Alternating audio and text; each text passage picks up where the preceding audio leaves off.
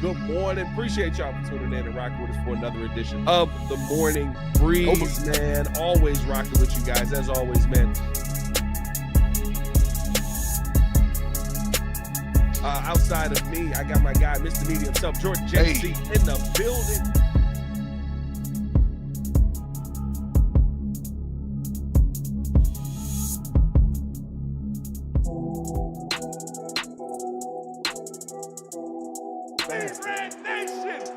That's right.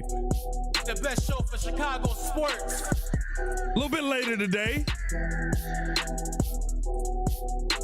Had to handle some business this morning. But we still got a lot to get into on today's episode. Breeze Nation, what's good? It's your boy Pat the Designer back at it again. Appreciate y'all for tuning in and showing love to another edition of the Morning Breeze. On today's episode, got to talk about the importance this offseason positionally. We've spent so much time on defensive end, but there is a major piece now that won't be here next year. And the question on the table is that where we need to focus? Left tackle. Yet again, trying to find the answer to that question. Of course, got to talk about all the news around the NFL right now. I mean, Bill Belichick's not a Hall of Famer. That's what we doing. Bill Belichick's not a Hall of Famer. Ladies and gentlemen, the date is 1/28/2026. It's 9:15 in the morning. And I'll tell you what, I hear Jordan JC in the background.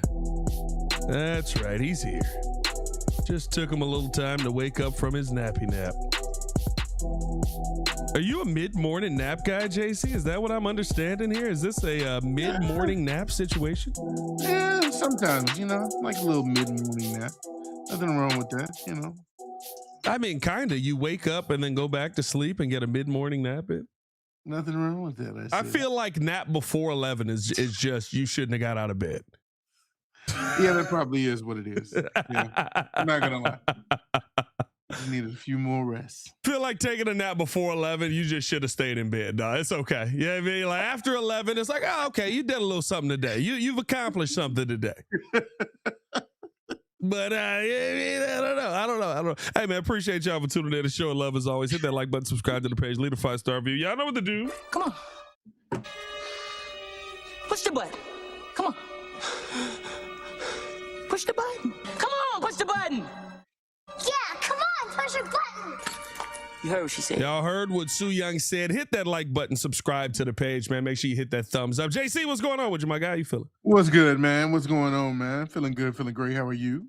I am feeling better. I'll tell you what. I've been doing the old Japanese water treatment again and boy. hit the gym in the AM. I'll tell you what, boy.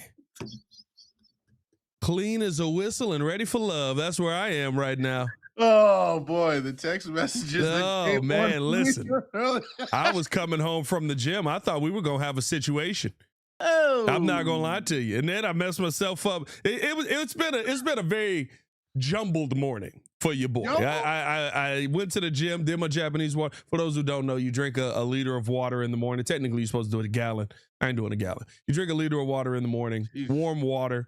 It goes through the stomach. Stuff comes out. Oh yeah. Right? You're getting yourself right for the day. Yeah. So I'm well prepared. And I go to make my coffee this morning. After the gym, come home. Like I got to do a couple shows, make some coffee this morning. For some reason, my brain had a brain fart. I grabbed the milk instead of the creamer, throw the milk in the coffee. That's not what I was looking for. It's one of those situations where it ain't good, but it gets the job done. You know what I mean? That's where we at right now. So and that might be where we're at with the left tackle situation here with the Chicago Bears as we head into this season here. I want to start it off with this, JC, because I think this is an interesting conversation because I think most of us, since the season has ended, have been so locked in on no matter what, You go out there and you find yourself a defensive end and you improve this defensive line. Find yourself a nose tackle. Find yourself a DN. Find yourself somebody who's going to make this defense better where you can create pressure on the quarterback. But I do find it interesting now with the situation that the Bears are in as they leave the season. Isaac Trapillo gets hurt in the playoffs, and the timeline that Ryan Poles didn't give, I guess, a lack thereof, being a long-standing timeline this season does not bode well for Ozzie Trapillo. The only update that we got essentially on Ozzie's timeline is I would expect him back deep into next season. What does that mean? Like the playoffs? Are we talking end of season? So like, don't know. That is where it starts to get a little bit concerning. And with the steps that you saw this offense take this year, you thought maybe you had some plug and play guys on the roster, but I do think it's very telling when in a playoff game where you usually don't want to move guys around, you opted to move Joe Thuney out to left tackle instead of throwing Theo Benedette out there to see if he could go out there and get the job done for you. With that information in mind, JC, do you feel like defensive end is the most important position that the Bears need to fill this offseason, or nose tackle, whatever it is, on the defensive line? Just somebody that could create pressure, or do we got to give another long look at left tackle here on the offensive side? Well, I think both obviously are important, but if you're talking about the priority, still for me, it's still going to be edge rusher. I don't think that we go into this offseason and get too worried about left tackle more than edge rusher for me, because you have people already on the squad that have had experience starting at left tackle, and you still got Braxton Jones. But technically, you don't. He's a free agent. You'd have to re-sign him. You paying money to Braxton? I mean, I'm looking at the top free agent tackles. He's third on the list. Actually, you're right. He is a free agent. Ew. PFF grade gives him PFF loves Braxton. Yeah, old Jackson Jones in the family up at PFF. Henry Jones and the band of Jones family. 74.6 PFF grade, over 1,600 snaps. My thing is, maybe you already have a kind of a stopgap or a plug-in right there with that. It was still alarming to kind of see Theo Benedict not get the call, when you had Joe Thuney and then there was Jordan McFadden just surprisingly come out of nowhere to play that left guard position. Yeah. So I'm not saying that there isn't a concern there. Clearly, you want to continue to keep Caleb upright and protect your quarterback, especially going into a year where things could really, really ramp up. When you're talking about the potential of this team, you don't want to take a step back. But for me, I mean, maybe we already have the answer in Joe Thuney. Maybe if you're telling me that, and I understand people are going to say, well, that's not his best position. Yeah. Well, in an emergency, you put him there. You saw that's exactly what Kansas City did when they needed to do it, and he did just fine. And so maybe in an emergency, you use him for the time being and see what Jordan McFadden maybe has to start at left guard for the start of the season, and then of course pick some other players down the line. But if you're talking about using your draft capital, maybe the first couple of rounds, I'm still looking at edge rusher. Obviously, in free agency, I'm looking at Max Crosby and Trey Hendrickson and the likes of those names. As we mentioned, there's a couple of names in free agency that are kind of nice. I looked at the list of top tackles. As I said, Braxton is third. There's a couple of guys in front of him. We got the Green Bay Packer left tackle Rasheed Walker, who's a free agent. He would be a good pickup. He's relatively consistent in pass protection and run blocking. Then you got Jermaine, let me make sure I say this right, Ilu Imunor from New York, the New York Giants. He's another guy. So you got names out there. For me, I'm just saying you can probably address both, but it's still more important to get your edge rusher. I would say that here's how you fix your offensive line, and it's a stopgap fix. It's not the best situation. I don't want Joe Thuney not in an all-pro position. Be an all-pro. And while it is another all-pro player, it is somebody who they have been very, very vocal about. We would be okay if we had to move him there. Yeah. I think it's a lot easier for you to go into free agency this year and find a right tackle than it is a left tackle. I would rather you move Darnell Wright to the left tackle position and let him know now right? This is something that you can be very upfront with. Like, let him know now, flip your brain. You're going to be on the left side. It's going to be you next to Joe Tooney, and you got to make it work there for a season, because Joe Tooney is an all-pro guard, and while Darnell Wright on the right side is an all-pro right tackle, I do think that you have to give him credit for that. I would rather you have two all-pros next to each other than try and make it work where you've still got your one all-pro on the right side, but now you're moving guys to worlds that they aren't as elite in. And I think Darnell Wright can be fine in there at that left tackle position. Dare I say, I think he can be pretty good. We haven't seen a ton of snaps out of him, but when we've seen him on that left side, you have seen him be able to get after guys. It's a lot easier to go after a right tackle and figure that position out than it is to go after a left tackle. And at that point, right, now you're also getting a gauge on Darnell Wright. How much are we going to be paying this guy? Because if he can play multiple tackle positions, yeah, that would be amazing. Oh, that's the baggy bag. You're talking about one of the top paid guys in the sport, which he may be anyway as an all-pro right tackle. You just pay tackle prices at this point. I think you make that move. You go out there and you find a guy. You brought his name up. I was looking at him as well, Jermaine Eluimunior. I think that's how you say it. I might be wrong on that. Nice. I might be wrong. Eluimunior. Y'all let me know if I was absolutely wrong on that.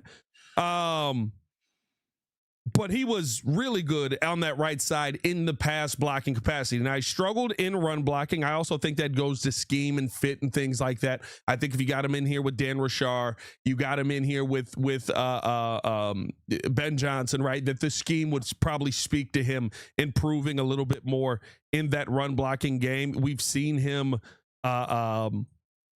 be better at that, and I believe it was pre-Brian Daboll when he was better at that throughout his career, or pre-joining the Giants, I should say. He's only been with them for 2 years. So it was surprising to see how poor he was in the run blocking. That would tell me that that's a scheme thing. You're going to spend a pretty penny, though. So what does that do to you now throughout the offseason? You're not going to get Max Crosby. You're not going to get, and by the way, I think you need to do this because the Ozzie percentage that he comes back is not high yet.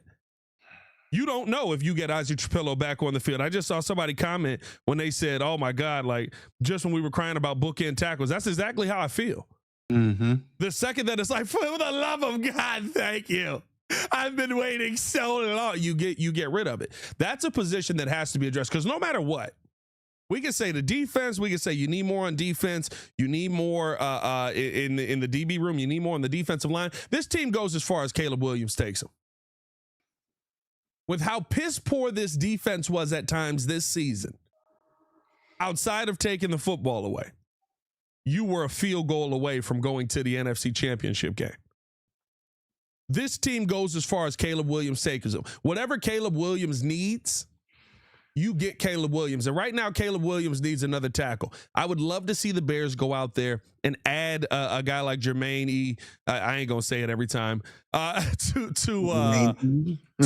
that right side there, and then all of a sudden you're still talking about having really good tackles in the building. You've seen Jermaine be a really good tackle on that right side, and then you put Darnell on the left side. Your offensive line is back intact, and you feel strongly about Caleb. Again, you're gonna have to pay probably a decent amount there to get him in the building, although maybe a little bit less. But he's coming off of a what do you have? He's on a 2-year, $14 million deal with the New York Giants. He's 31 years old. I would assume that you're probably giving him a little bit of a bump up in that to try and convince him to come here. Also, are there going to be teams that are bidding for his services, vying for his services to get him in here? It probably hurts you in the going out and just signing Trey Hendrickson off the street or trading for Max Crosby market. That's okay. You got the draft to go out there and build your defensive line. You got to get it right. But I keep saying this, like at a certain point, we can't praise the coaches and then go, you know, I don't know if you can find that piece in the draft. I see people go, where are you going to find a Max Crosby in the draft? Max Crosby was a 4th-round pick. Now, Max Crosby is the guarantee. But with Dennis Allen out there, DA, get those eyes on guys. You found Khalil Mack when everybody saw him out of Buffalo and was like, nah, he's a little undersized. I don't know. And he's a dog. Trey Hendrickson might have been a little bit more of a layup. Trey Hendrickson is a massive human being. Yeah. And he was really good in college. Like those are the things to me where it's like, at a certain point, if you're going to have success on this team long term, we got to trust that you can find a way to draft the way that you did this year again. And so it may not be the investment that people want, but I think this is to fix this defensive line. You're going to have to go heavily in the draft if you want to keep this team intact kind of as it is. And it seems like that may be the route that they go. Well, this is where, again, you put the trust in the coaching staff. And I said as much going into this offseason is the decisions that they make to better this team or to let certain people go or to free up money or to restructure contracts, whatever route you want to take. I trust that the brain power of Ben Johnson, Ryan Poles, Dennis Allen, and seemingly a little bit of Kevin Warren, those brains unite and will combine to be Captain Planet. No, to be. And when your brains combined, I am Captain Planet. They'll get it right. I think they will get it right. You saw the drafting last year was a success for a lot of our picks. So I trust that whatever direction they go, they will do what's best for the team. I personally, if I'm playing GM, you give me one of Joe's hats, and I'm in that seat right now. I'm in the hot seat. I'm still looking at finding a way to prioritize, like you said, Max Crosby, a defensive end, a sure thing for Dennis Allen's scheme. And then you brought up a good point, maybe even moving Darnell Wright to the left side, if that means that we can't go for one of these top guys like Jermaine E. My only thing is you just now got Darnell Wright really comfortable and playing at an all-pro level consistently this year. Would you want to move him to the other side? I understand, okay, it could be as easy as just switch your brain to the left side and do what you got to do. And there were times where, yeah, he could still maul guys on that side. But for me, again, it's the Joe Thuney conversation. Where is he is most comfortable? If that's the case, I'm set on him staying on the right side and giving someone else another chance at left tackle. So it's going to be an interesting fix. Unfortunately, that's what happens when you thought you had a fix, you thought you had your answer in Trapillo, and now you don't know what's going to happen with him, because obviously even when he comes back at whatever point next season, there's still question marks about his ability, because off of those type of injuries, you just don't know what they're capable of doing. You don't know if they'll play at the same level. Those are big guys. That's a really bad injury for your knee, and so there could be some time where he ramps up and possibly gets back to what he was potentially going to be. And so I don't know. I do, but what I will say is I do know that this group of men will make the right decision. I trust that. Cognac Poppy said, I'll say it again. Tristan Wirfs was an all-pro at both tackles, challenged Darnell Wright to do the same if he wants it that bad. I listen, like, yeah, it's not to say that, I think here's the thing. Where's it more important for you to have the all-pro at? You want to have an all-pro at every position. But to me, making sure that the interior is safe for Caleb Williams is the most important thing for you heading into this season. The pressure up front, making sure he has a pocket that he can be comfortable and step into.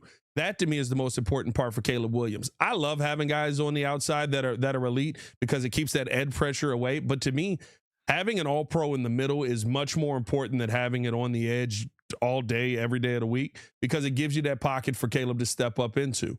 That's true. I would love to have Darnell be an all-pro on both sides. And I think that's just it's more about what's easier to find in free agency than anything. Because to me now, right, Ozzie is an anomaly. Left tackles don't just walk in and figure it out. And Ozzie didn't either. It took him half the year to really get comfortable at the left tackle spot. He was a right tackle coming out of college. But you don't just walk into the NFL and go, oh, we got that. So you really can't address that via the draft. So to me, that means you go heavy defensive line. I would say this, defensive line, I would be okay if the Chicago Bears were willing to go take a pick at 25 and trade second and third round to get back into the first, or a second this year, second next year, to get back in the first. Because there's some defense, as I've started my tape breakdown and started to look at some of these guys around here, there's some defensive ends in this draft. The Bears should get one in the first round. Like we should have a guy that we are excited about coming into the season. On top of that, you got Shamar Turner coming back. You should be drafting Javon Dexter's replacement because there's some nice nose tackles in this draft as well. Yep. I would be fine if we saw the Bears go all in via the draft on this defensive line. You take a kid at 25 and you say, you know what? There's another kid down here that maybe has fallen to 28, 29, 30.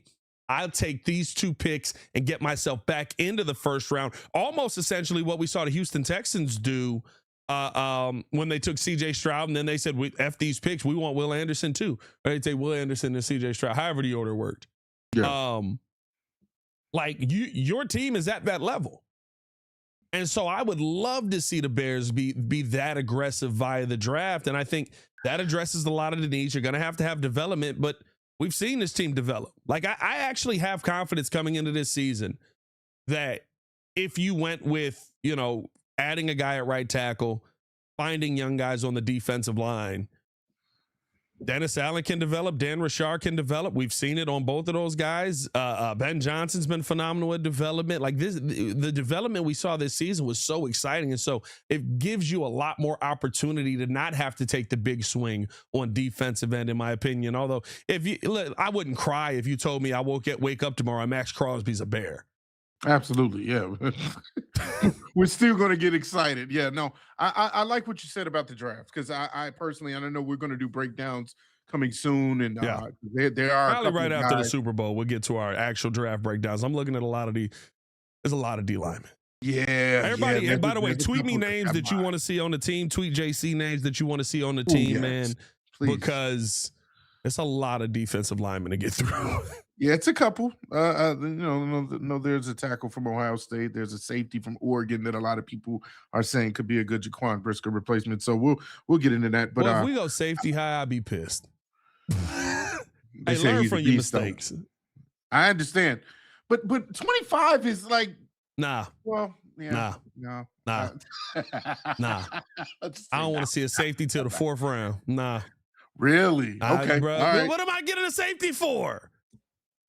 Safety don't matter if I can't get to the quarterback. You can't get to the quarterback and get the pressure. Yeah, I got you. So that first round would be solely on defensive end or tackle. Yeah, I got you. So again, it'll be exciting to see.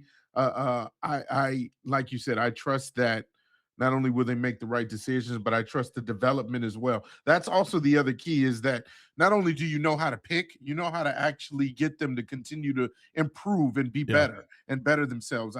That's where Dennis Allen and the Dan Rashards have the track record and the resume. We were talking about this other coach that potentially could be a running backs coach in Stutzman. You look at the track record of that. Like the resume precedes what they're doing. Yeah.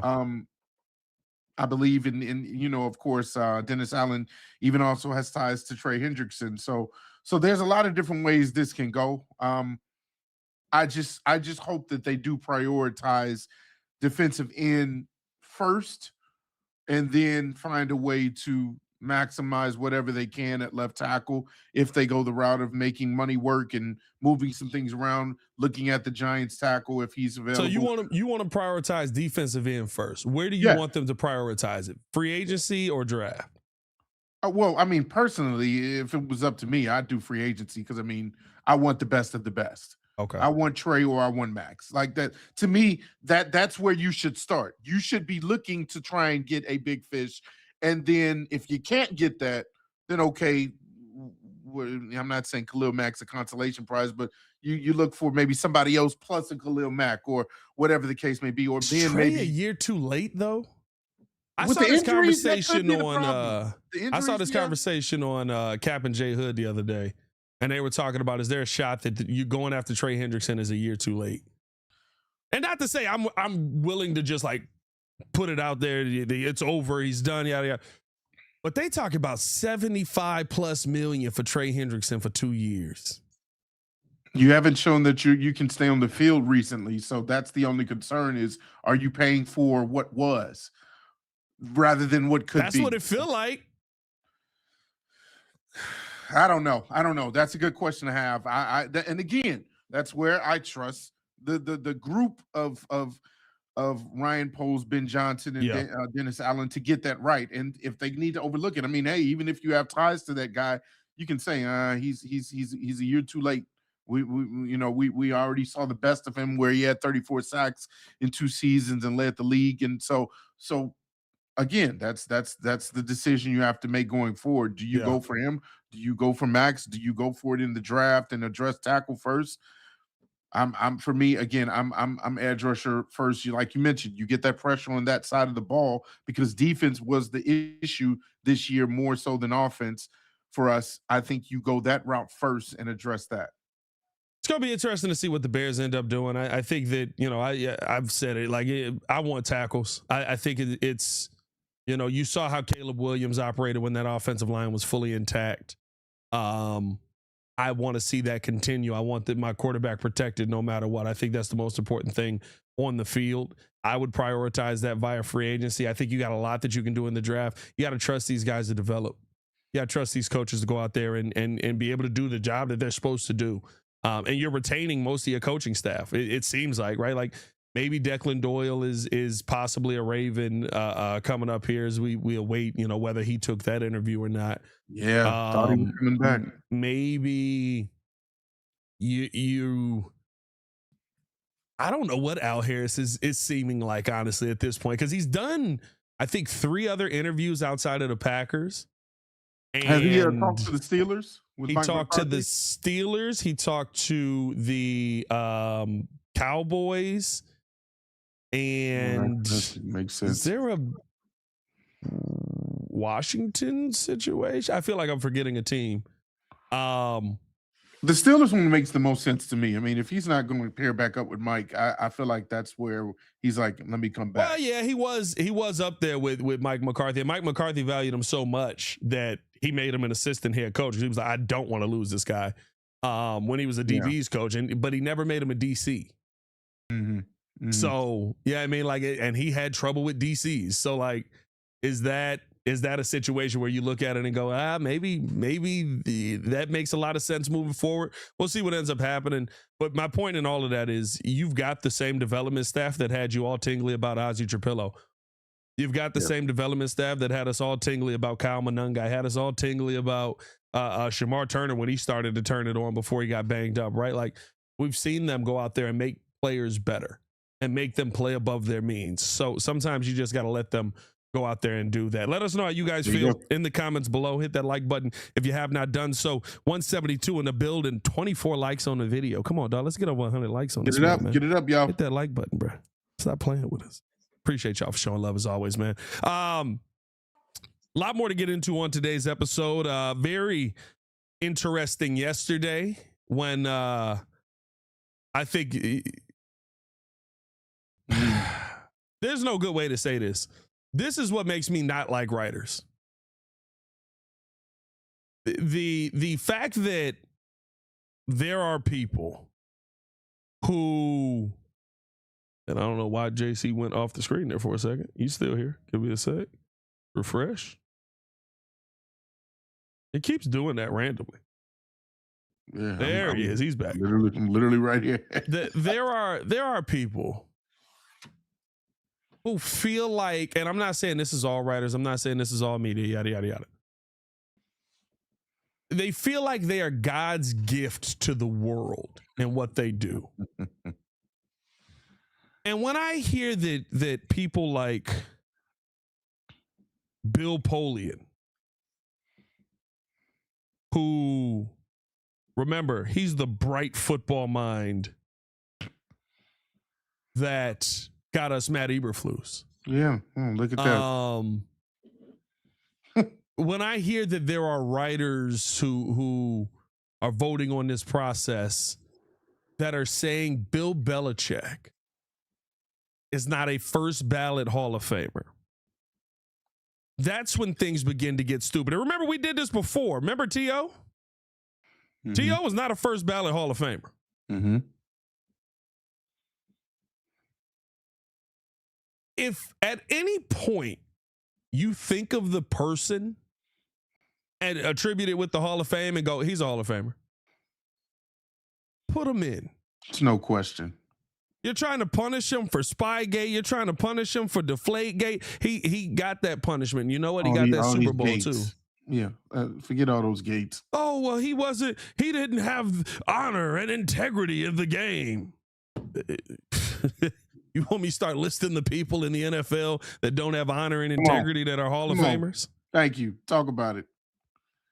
When you sit there and your first thought on a person, when you think about their career, because we all do it, right? Listen, we just did it this last week with Derrick Rose. All of us here in Chicago. Yeah, he's a Hall of Famer. Mm-hmm. Drew was like, nah, I don't know. Only 3 years. There's this, there's that. And as much as I would say it's obvious to me that he's a Hall of Famer, I understand the argument against it. Mm-hmm. Sure, but he still There is no argument against Bill Belichick. At worst, if you want to take away the years that, let's say, there was a little confusion or a little extracurricular activity that maybe wasn't on the up and up, that's still 4 Super Bowls. Mm-hmm. Oh, well, we don't know what he did and what he didn't do. You don't know what steroids these players have taken. You don't know what kind of cheating coaches have done. Yes, Bill got put on Front Street. But when you think of Bill Belichick, your brain immediately goes Hall of Fame. It's asinine to think anything else. And because you want to be high and mighty, here's the worst part. We're going to make him wait a year. So he's going in. So you think he's a Hall of Famer, but because of your personal preferences, you're not putting him in. That's unbelievable. I don't think it's even personal preference. I think it's personal gripe. I think it's grown men being immature. And as you said, kind of like setting up their own punishment after the punishments have already been given years ago. And then there are some who feel like, oh, well, you had Tom Brady attached to you, and then as soon as he left, you weren't really as effective, and then he went on to win in Tampa Bay. But the point of it is, when you had Tom and you all were a well-oiled machine, you won 6 Super Bowls. You are obviously a very, very good coach. I believe only second in wins behind to Don Shula. Don Shula. And so when you have a resume that clearly shows the numbers to get in, what are we even talking about? What is the conversation? This is a very immature route to go when you say he is. And I love the way you said it. It's like, yeah, he's a Hall of Famer, but we're just going to wait on him being a Hall of Famer because we want to do it when we want to do it. It's people who have this God complex that think that, oh, okay, well, yeah, I'll punish him. I'll do what I want.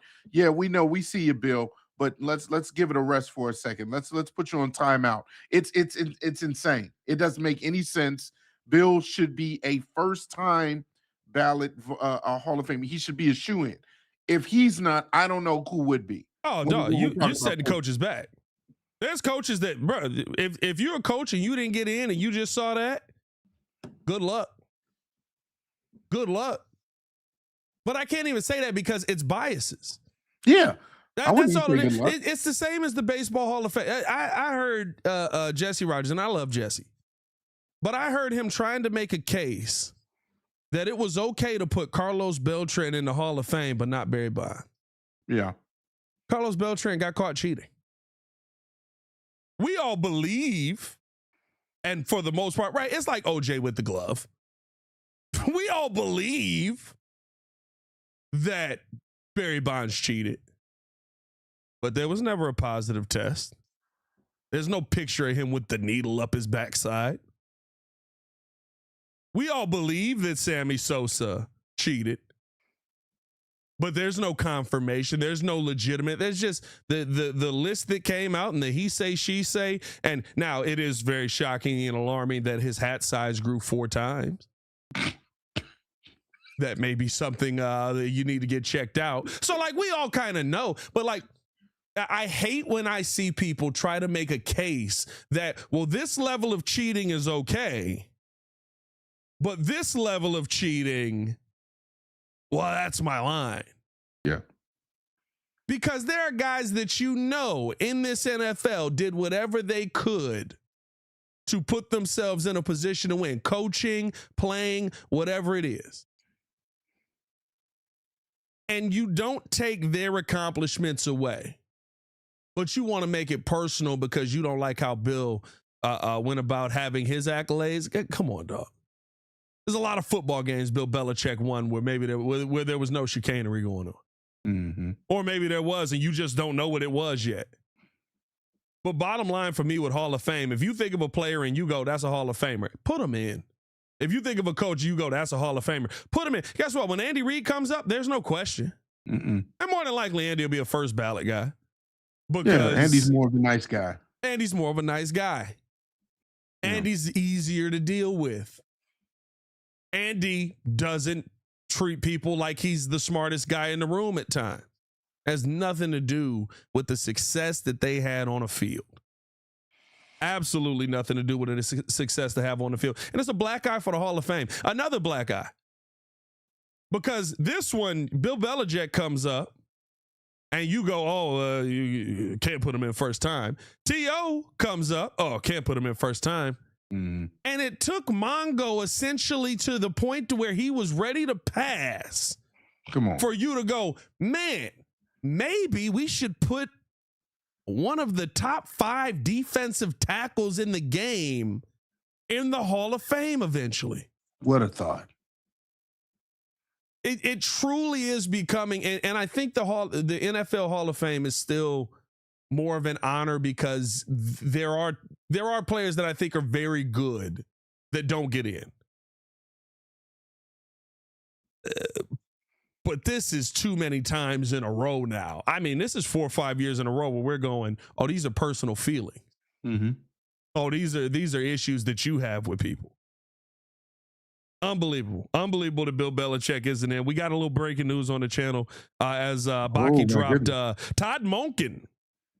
You and that Monken is the new head coach of the Cleveland Browns. Apparently, he took the test. He passed the test. And they believe that he is the one that will lead Shedeur Sanders to the future. I'm still standing on this. I love black folks getting into high places. I love that he's a general manager. I love everything about let's get more black folks in football. Y'all got to fire that brother. Y'all got to fire that brother, bro. Yeah. He had folks taking the SAT and he landed on Todd Monken. Okay, hopefully he landed on Todd Monken after an SAT, an essay, an ACT. They had to do a hearing test. Remember the hearing test? You put the headphones on to be. Yeah, I see it. They went to the DMV to get their driver's license. Jesus, what in the world? Yeah, I gotta fire that brother, bro. That's boo this man. Jesus, Todd Monken. Hey, I hope it works out. I hope it works out. We pretty much know how this is gonna go. I'm not gonna lie to you, bro. Listen, shout out to Todd Monken. There's a lot of Browns fans today that just went, oh. A collective sigh. Yeah. Browns fans, we've been there. Yeah, we've been there. When it hurts. Ill Polians goof sent us Matt Eberflus. Here's a guy. Now, here's the guy. Let's finish it out with this, Jordan JC. First, I appreciate y'all for tuning in and showing love as always. Hit that like button, subscribe to the page, leave a 5-star review. Y'all know what to do. Let's finish it out. Having this conversation, JC, is it seems like we may be losing for the first time, and at this point, I don't know, which is why I haven't done a ton of coverage on it. But we may be losing Ian Cunningham to Atlanta again. Yeah. Remember the first year around where Ian Cunningham could interview for roles? I think Atlanta was one of the jobs that he was highly in on. Didn't end up landing that job. He was in on the Jaguars job last year. Didn't end up landing that job. I believe the compensation picks that the Bears would end up getting would be 2 third-rounders, although it seems like that has gotten extremely murky. Yeah. And I feel like that is the case with a couple of comp. Wasn't there supposed to be a comp pick for Keenan Allen? It was supposed to be a 4th back. I believe a 4th back when he returned. Just didn't happen? I don't know what happened with that. Now that you mention it, I don't know what happened with that. Just didn't happen? You're absolutely right. I think there was supposed to be a There was return on definitely something. when we traded for him, we were supposed to get the rights if he left the team and went and signed for a comp pick. Got to do some research on that. I That- don't know it why just that gone. didn't happen or why. Yeah, that kind of fell to the wayside. And so I would assume, based on the knowledge that I have and how it normally works, that we would get a couple of comp picks at this point. But I ask you this question: it's such a pivotal off season. Is this actually the season that you want to lose Ian Cunningham the least? Is this the season where you're like, I actually hope he doesn't get a job this time around? Because Ian Cunningham has been very instrumental in working out contracts, working out deals. And the Bears I know we have a lot of cap right now, but the Bears are essentially set to drop a lot of money and pay Caleb Williams when it's time to pay Caleb Williams. They're in a really good spot right now. And you're going to be signing free agents probably for a nice little penny this offseason. This is the actual offseason where I don't want to see Ian Cunningham move on from the Bears. I wish him nothing but success. But if it so happens that it doesn't work out, I won't be crying in my soup that morning. In your soup. Selfishly, I'll be honest with you. I actually agree with you. I was mulling it over, and the main reason is because I don't think we would get the 2 compensatory picks if he were to go to specifically Atlanta, because I believe he already tried to get the president of football role that got given to Matt Ryan, and because of that, we would be only getting 1 pick back from what I'm reading instead of 2 now, because he isn't going to be completely immersed in that role of making the decisions Right. at GM. That would still be part of Matt Ryan's role. And so you're only kind of getting half of what you hope you're getting back. And so if that's the case, I say bring him back. I say hopefully he doesn't get hired and that he's a part of, again, this year where we really do need all hands on deck to go all in for the drafting, the prospecting. He's been a pivotal part of that ever since we've gotten Ryan Poles. And I think that he plays an even more major role than we think when it comes to the scouting and, the developing of these guys. So I would love to see an Ian Cunningham stay for a little while. You would love to see Ian doing what now? Give me 1 second. I got somebody banging down my door. I heard that. It's the birds. The birds are back. Give me 1 second, guys. It's that time of season, I guess. Oh, give it a sec. Hold on. Good I had to morning. change. Appreciate y'all Oh for tuning in boy, I and can't rocking even with us get for to another it. edition of We the don't morning. need that. We don't need the Morning Breeze intro. They're already here. Nah, man. Listen, I think that when talking about getting the picks back and the hope that the Bears will be able to get some nice compensatory picks. It'd be nice. I would love to have the picks. I think you need as many bites as the apple as you can get. But bottom line, this is a time where I would love to have as many of the original pieces that put this entire brain trust that's in place together now still on the staff. And especially as you're heading into this draft, especially as you're preparing. And I would say this, right? That something else to talk about, preparing for a draft where this is the latest you've ever been through this process. This is the latest that you've ever had to experience this process, because you haven't made it this far in the season. You haven't been this far into the playoffs. So you're a little bit behind the 8 ball on scouting, on developing, on scouting, on seeing what players are going to be available for you, on going out and seeing what players look like and things like that. As Jordan JC comes back into the fold, let me get him. Had a quick inspection. a little inspection, huh? Yeah, they had to see if I was keeping birds up in here. Oh, and the birds, of course, dressed up as you and went and did the inspection for you. We know how it goes, buddy. We know how it goes. No, we're all good. But no, like it's one of those things where it's like there's a lot that is different, and I would actually love to have Ian Cunningham still in the building. Now, I wish him nothing but success. I want to see him, if he wants to be a GM or a president of football operations, which we think he does. I think you let him have that role. You want to see him go on and succeed and put other guys in a position to have that success as well. But bottom line of it is, like, there's a lot that I think you'll need Ian Cunningham for, and he's somebody that Ryan Poles trusts explicitly to bring back different things. So it would be interesting to see kind of how Ryan Poles would bounce back, because now all of a sudden you're in this position, and not to say there's not another guy that he's already looked at and has been grooming to take this job, but you've gone year over year over year without Ian getting that job. Do you have a guy that you look at and you say he can do everything Ian has done and more? That's the hope, is that if he does leave, that you've already kind of done your homework on a possible replacement. But I mean, again, my wish, and I think P Kid said it at the very beginning before EB left, Eric Bieniemy left, is you kind of hope that everybody would kind of just stay where they were this offseason. You know, you had your 5-star staff, as Ben Johnson said, and I think, you know, Ian's right along with them in there, and as part of that 5-star staff. And so if you lose him for less than what you possibly should be getting back in the picks like that, I feel like that's a loss. And so not that, and I believe they have a way to get in the way, right? There's a way that they can deny, even if Atlanta. Well, because what he would be, well, they can block him if it's a lateral move. You can't block him if it's a promotion. Yeah, so it would be a promotion. So if he was going to get an assistant GM job, or they were like, we're going to have you co-GM, which would be stupid to say, but like, and I don't think Matt Ryan's that stupid.